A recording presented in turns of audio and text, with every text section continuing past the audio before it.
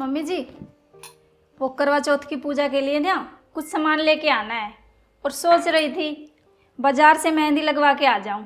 वो मेरा पहला करवा चौथ है ना, हर चीज़ ना अच्छी तरीके से करूं, कोई भी कमी नहीं छोड़ना चाहती। अरे मेहंदी लगवाने के लिए बाजार में जाने की क्या जरूरत है? पैसे कोई पेड़ पे नहीं लगे हुए जो खर्च करने जा रही है। मेहंदी लगवाने के लिए पैसे खर्च करने की जरूरत नहीं है, जैसे भी लगे घर पे लगा ले।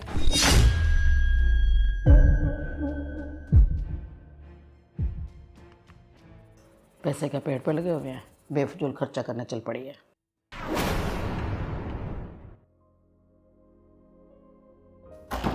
प्रियंका, देख मैंने तेरे लिए खाने के लिए इतनी सारी चीज़ें लेके आया हूँ। कल तेरा करवा चौथ का व्रत है ना, तो पहले खा लियो, उसके बाद व्रत रख लेना। आप भी ना कितना ख्याल रखते हो मेरा, क्या ज़रूरत इन चीज़ों की।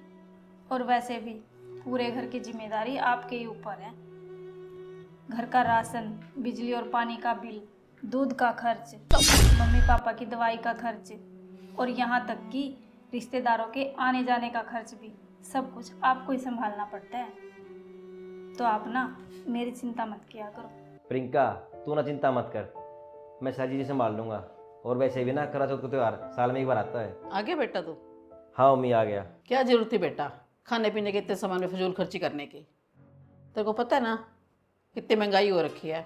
मम्मी, प्रियंका का ना कल पहला करवा चौथ है और ये ना मेरे लिए व्रत रख रही है, तो मेरा इतना फर्ज तो बनता ही है ना कि मैं प्रियंका के लिए कुछ अच्छा सा खाने के लिए ले आऊँ। बेटा घर में खाने के लिए सारा सामान तो रखा है, बाहर से लाने की क्या जरूरत थी? मम्मी भी ना आज जब ये मेरे लिए कुछ ले आए तो फिजूल खर्ची लग रही है, और जब ये पूरी कमाई घर पे लुटाते हैं तब मम्मी कुछ भी नहीं बोलती। चलो ठीक है मम्मी, आगे से ध्यान रखूँगा।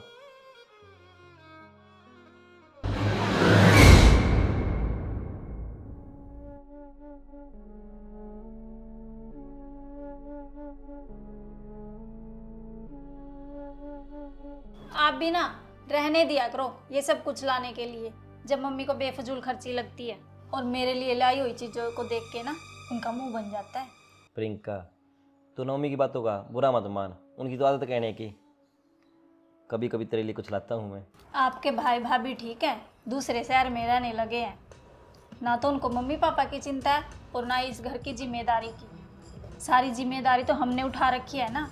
उनकी तो अच्छी नौकरी है, अपनी मर्जी से जीते हैं, और फिर भी ना पैसों की ऐसी तंगी दिखाते हैं जैसे उनके पास तो पैसे है ही नहीं। अपना भी तो काम चलाते हैं ना वो।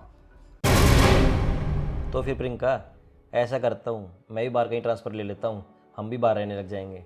तो फिर मम्मी पापा का ख्याल कौन रखेगा जी, अगर हम भी अलग रहने लगे तो। बस यही सोच के ना मैं चुप हो जाती हूँ। चल कोई नहीं प्रियंका, मैं फ्रेश हो लेता हूँ, तो खाना लगा दे। कितने महीनों से ना मैं करवा चौथ के व्रत की तैयारी कर रही थी। ऐसा करूँगी, नई नई साड़ी पहनूंगी, नए नए गहने पहनूंगी, लेकिन इनकी मम्मी ने ना मेरे सारे सपने चूर कर दिए हैं। ले प्रियंका, इसमें ना तेरे लिए डायमंड की रिंग लेके आया हूँ। क्या ज़रूरत थी जी इसकी, आप भी ना खर्चा करते रहते हो। क्यों, जरूरत क्यों नहीं थी? अरे तेरा पहला करवा चौथ है और आखिरकार इतना तो मैं कमाता ही हूँ ना कि तेरे सारे शौक पूरे कर सकूँ। क्यों क्या जी, आपको पता है ना मम्मी फिर ऐसे बेकार में बोलेगी। तू भी ना मम्मी की बातों का मत बुरा बना कर, मम्मी की तो आदत है। आपको पता है जी, मम्मी ना ये तो चाहती है कि उनकी बहू ना सारे श्रृंगार करके रहे, लेकिन पता नहीं क्यों जब खर्चे की बात आती है ना तब पीछे हट जाती है। हेलो।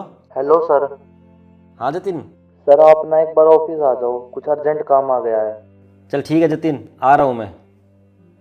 प्रियंका, मेरे ऑफिस में एक अर्जेंट काम आ गया और मुझे ना अभी ऑफिस निकलना पड़ेगा, तो मैं यूँ गया और यूँ आया। बहू मैं तेरे को देख रही हूँ, आए दिन तेरे को कुछ ना कुछ चाहिए होता है। आज तूने मेरे बेटे से डायमंड की रिंग मंगवाई है, कल को तुझे पाउडर चाहिए, क्रीम चाहिए, मेकअप का सामान चाहिए, और फिर तू कल को कहेगी साड़ी भी ला दो। अब ये तेरे फजूल के खर्चे हम नहीं उठा सकते। और अगर तुझे फैशन का इतना ही शौक है ना तो अपने मायके वाले को बोल दे, हर महीने तेरा खर्चा भेज दिया करेंगे। मम्मी जी, मैं इस घर की बहू हूँ और आप ही शादी करके लेके आए थे ना अपने बेटे के साथ मुझे इस घर में।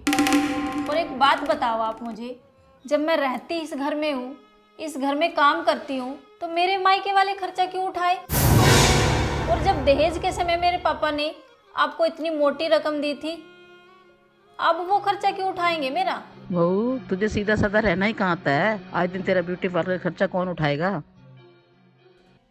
मम्मी जी, मेरा खर्चा ना मेरे पति उठाते हैं, आप नहीं। जब मेरा खर्चा करने वाले को कोई दिक्कत नहीं है, आपको क्या दिक्कत है? घर में दाल आटा से लेकर हर छोटी छोटी ज़रूरत मेरे पति पूरा करते हैं।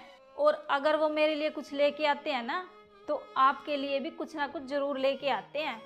और घर के सारे खर्चे होने के बाद अगर वो मेरे लिए कुछ ले भी आते हैं, तो इसमें बुराई क्या है मम्मी जी? वैसे बहू सही कह रही है, जब वो रहती यहाँ है, काम यहाँ करती है, तो उसका खर्चा मायके वाले क्यों उठाएंगे? बहू तू मुझे माफ़ कर दे बेटा, जब तू हमारे घर की जिम्मेदारी है तो तेरा सारा खर्चा भी हम उठाएंगे। मम्मी जी, माफ़ी आप नहीं, माफ़ी तो मैं आपसे मांगती हूँ, क्योंकि मैंने ना आज आपसे बहुत गलत तरीके से बात की है। और मैं आपसे नहीं, मैंने ये हर सास से कहना चाहूँगी, जब एक बहू अपने ससुराल में रहती है, काम वहाँ करती है, तो उस बहू की जिम्मेदारी ससुराल वालों की बनती है या फिर मायके वालों की? एक बार प्यारा सा कमेंट करके ज़रूर बताएं। जय श्री श्याम।